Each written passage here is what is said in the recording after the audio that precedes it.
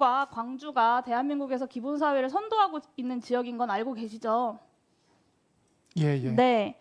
이 전남 같은 경우는 지자체 최초로 출생기본소득을 시행을 했고 합계 출산율 전국 1위를 기록을 했습니다. 그리고 농어촌 기본소득 시행한 후에 신안군만 인구만 2,600명이 늘었고요. 광주 역시 다른 지자체들이 벤치마킹하는 통합돌봄의 선두주자로 꼽혔습니다.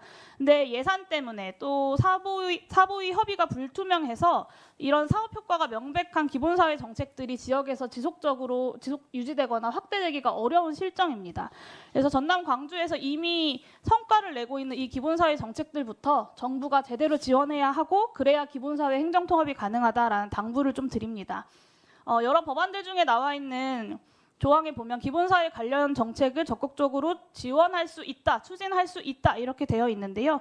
저는 좀 이런 모호한 조항으로는 어렵다라고 보고 이 농어촌 기본소득, 출생 기본소득 그리고 이 통합 돌봄에 대한 국비 지원을 70~80%까지는 확대하는 구체적인 내용을 좀 법안에 담았습니다.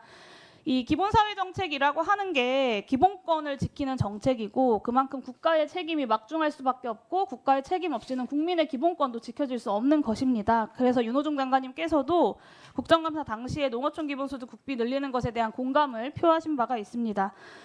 행정통합이라고 하는 것이 이재명 대통령, 이재명 정부의 취지대로 성공하려면 앞서 설명드렸던 산업혁신 이익공유제를 도입하고 전남 광주에서부터 기본사회 정책에 대한 국비 지원들을 적극적으로 확대해 나가는 내용을 이번 통합법에 저는 반드시 담아야 한다라고 봅니다.